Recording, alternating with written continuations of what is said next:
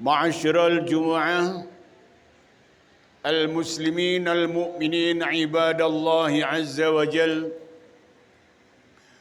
Saudara-saudaraku seiman seakidah, hamba-hamba Allah yang dicinta, dikasih dan disayang Allah, mari kita bertakwa kepada Allah dengan sebenar-benar takwa padanya.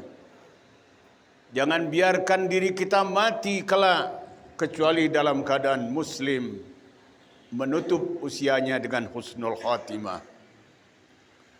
Jamaah sekalian, tema yang kita angkat khutbah kali ini adalah sempurnakan solatmu sebagai tiang agama dan rukun Islam. Kenapa tema ini dibawa? Sangat-sangat penting, karena salat itu semacam password kita mendapat pemeriksaan di hadapan Allah. Orang beriman yang pertama diperiksa adalah solatnya. Kalau solatnya tidak benar, apalagi kalau enggak solat, tidak diperiksa, langsung disuruh ke tempat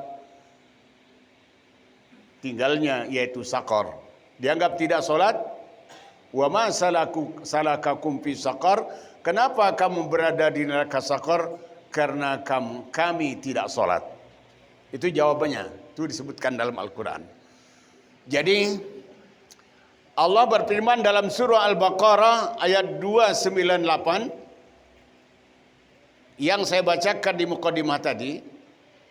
Peliharalah kesempurnaan solatmu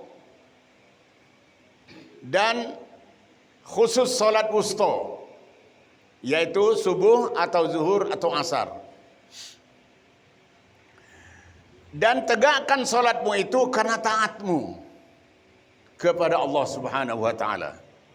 Jadi bukan karena terpaksa, bukan karena malu sama tetangga, bukan karena ingin tujuan duniawi, tapi ini adalah merupakan sekali lagi password kita mendapat pemeriksaan di hadapan Allah.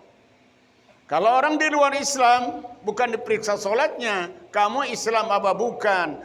Kalau bukan Islam langsung disuruh berangkat, jahanam tempatnya. Tapi kalau dia beriman, berislam, ditahan dulu karena diperiksa solatnya dulu.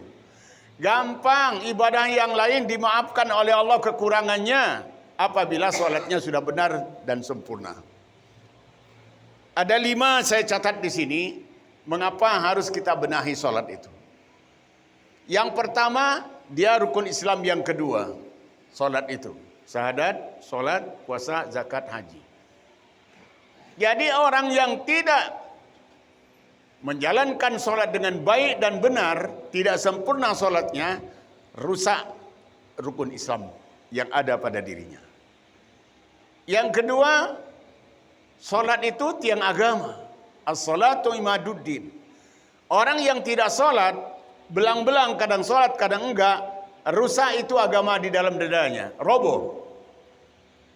Yang ketiga, solat itu pengampunan. Lah kalau solatnya kadang-kadang, kadang diampuni, kadang tidak, dosanya itu. Masih mending kalau pas diampuni kita meninggal.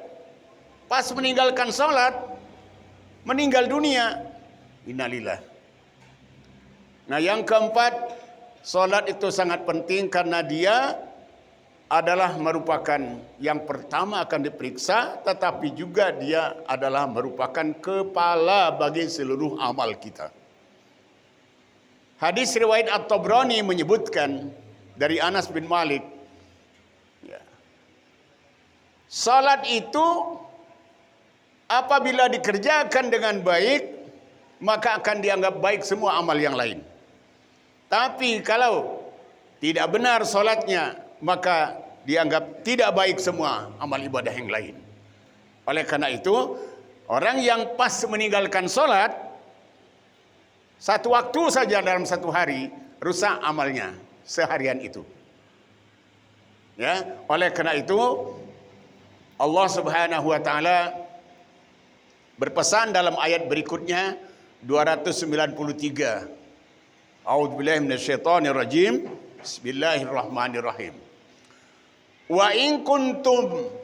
Wa in khiftum farijalan aw rukbanan. Fa idza amintum fadhkurullaha kama 'allamakum ma lam takunu ta'lamun. Kalau kamu dalam keadaan sulit, darurat, sangat-sangat genting, emergensi, solatlah kamu dalam keadaan berjalan atau di atas kendaraan. Tapi kalau sudah dalam keadaan aman, normal, salatmu dengan seperti yang diajarkan oleh Rasulullah, jangan ditambah, jangan dikurang.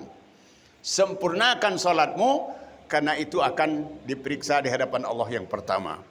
Barakallahu li wa lakum fil Qur'anil azim wa nafa'ani wa iyyakum bima fihi minal ayati wadh-dhikril hakim wa taqabbalallahu minni wa minkum tilawatahu innahu huwas samiul alim.